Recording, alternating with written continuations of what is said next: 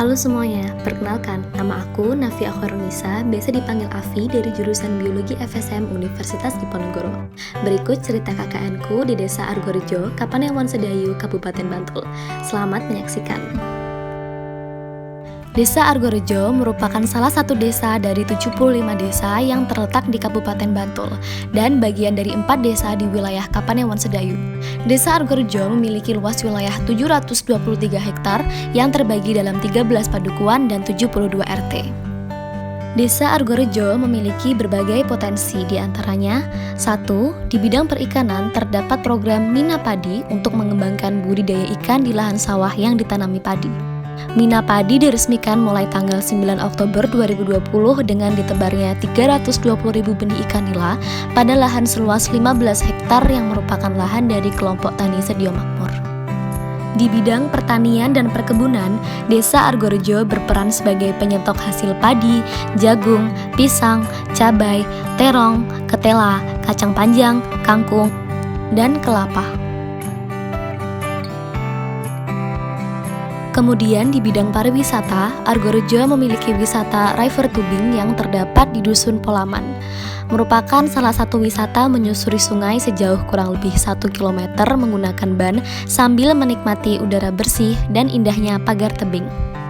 Selain itu, terdapat wisata agroedukatif favorit di Yogyakarta, yaitu Kebun Buah Langka Sedayu yang menawarkan keunikan berbeda dari kebun buah lainnya di Indonesia. Kebun ini memiliki 300 jenis buah langka berasal dari berbagai negeri yang diupayakan untuk dibudidaya di Indonesia. Contohnya adalah buah sawo hitam atau manis sapote jenis Megana asal Meksiko, Amerika Selatan. Beralih ke tempat wisata bersejarah, yaitu wisata Gua Payaman yang terdapat di Dusun Perengkulon. Gua Payaman terbagi menjadi beberapa spot wisata, yaitu bagian gua, makam Raden Brawijaya V beserta putra dan cantriknya, dan bumi perkemahan Payaman.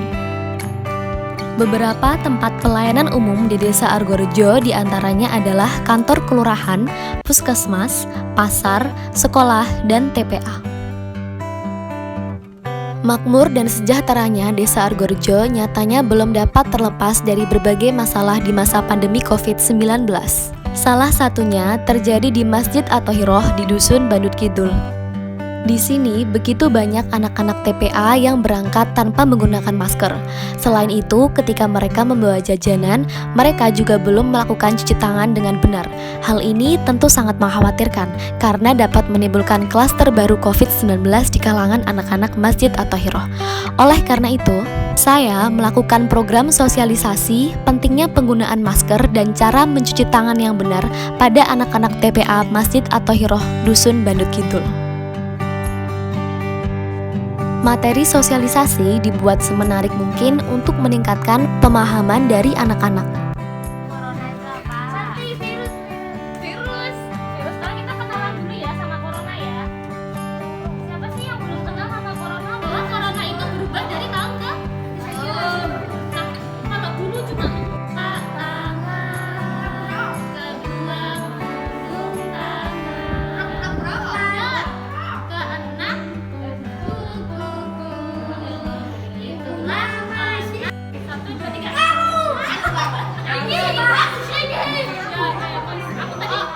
Siapa yang merusak nafas? Aku udah tahu. Jangan ya, sak nafas nggak enak banget soalnya ya. Materinya sangat bagus. Dengan adanya PPT, video dan nyanyian ya Mbak kemarin ya. Itu dapat menjadikan anak-anak itu sangat memperhatikan materi yang disampaikan dan mereka jadi lebih antusias dalam memperhatikannya. And we believe that the peak of the pandemic in Indonesia will start at the beginning of May and will last around the beginning of June. Menginjak bulan Agustus 2021, kasus COVID-19 di Indonesia masih terus mengalami kenaikan signifikan. Berbagai program vaksinasi dilakukan di berbagai daerah. Termasuk di Desa Argorejo, terdapat distribusi vaksin per Mei 2021, namun 80% yang melakukan vaksinasi adalah usia lansia. Untuk meningkatkan kesadaran remaja akan pentingnya vaksinasi, saya melakukan program pembuatan dan pemutaran video mekanisme kerja vaksin. Proses pembuatan video dilakukan melalui beberapa tahapan. Yang pertama, pembuatan storyline dan storyboard menggunakan MS Word. Yang kedua, pembuatan animasi menggunakan PowerPoint dan editing video menggunakan aplikasi VN. Berikut video mekanisme kerja vaksin. Organisasi Kesehatan Dunia (WHO) menjabarkan herd immunity atau kekebalan kelompok diperlukan untuk mengatasi pandemi COVID-19. Herd immunity sebagai perlindungan tidak langsung dapat tercipta di suatu negara apabila jumlah penduduk yang divaksinasi mencapai persentase 70% ke atas. Berdasarkan data yang dihimpun oleh Our World Data per 12 Juli 2021, jumlah dosis vaksin di Indonesia yang telah diberikan adalah 51,2 juta dengan jumlah penduduk yang divaksinasi lengkap baru 15 juta atau 5,5%. Hal ini tentu jauh dari kata cukup. Kemudian, bagaimana mekanisme vaksin bekerja pada tubuh? Apakah berbahaya? Tentu tidak. Berbagai jenis vaksin COVID-19 di Indonesia telah mendapatkan izin BPOM untuk memastikan vaksin tersebut memenuhi standar kualitas dan keamanan. Konsep vaksin adalah membentuk sel memori. Ketika vaksin disuntikan ke manusia, vaksin memperkuat sistem imun dengan membentuk sel memori untuk mengingat cara melawan virus COVID-19. Dalam beberapa pekan, vaksin tersebut membuat tubuh memiliki suplai sel memori berupa sel limfosit T dan sel limfosit B.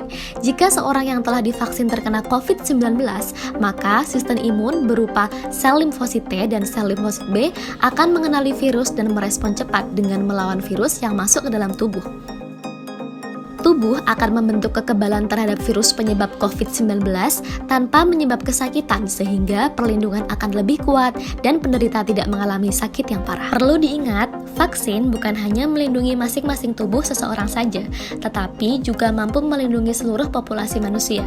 Jika banyak orang yang melakukan vaksinasi, maka peluang untuk terjangkit penyakit tertentu menjadi sangat rendah. Berikut Rumah Sakit Yogyakarta yang memberikan pelayanan vaksin kepada seluruh masyarakat.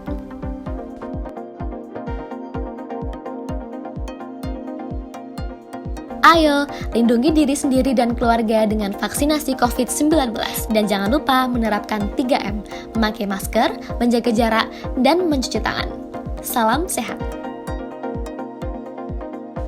Video edukasi vaksin ini diputarkan melalui acara sosialisasi edukasi pentingnya vaksin pada hari Minggu 26 Juli 2021 dan telah disaksikan oleh kurang lebih 22 peserta. Selain diputarkan secara online, video mekanisme kerja vaksin juga dibagikan di grup WhatsApp remaja pada tanggal 4 Agustus 2021 dan telah dilihat oleh 44 orang dan ditanggapi oleh 7 orang dalam kurun waktu 24 jam. Sudah karena di awal video juga menjelaskan mengenai latar belakang pentingnya vaksinasi, apalagi di sini banyak remaja yang belum melakukan vaksinasi sehingga dapat meningkatkan kesadaran remaja untuk melakukan vaksinasi. Untuk mahasiswa KKN Undip selanjutnya semoga program-program lainnya dapat memberikan manfaat bagi masyarakat di sini. Besar harapan saya dan kami mahasiswa KKN Tim 2 Undip agar semua bentuk program yang kami jalankan dapat memberikan kebermanfaatan bagi masyarakat, terutama di masa pandemi COVID-19 ini. Together, we strong. Selamat berjuang, semoga nanti kembali dalam keadaan sehat dan selamat ya. Moga-moga pandemi COVID ini segera berakhir dan kita bisa berjumpa lagi dalam keadaan yang lebih baik dan lebih baik lagi.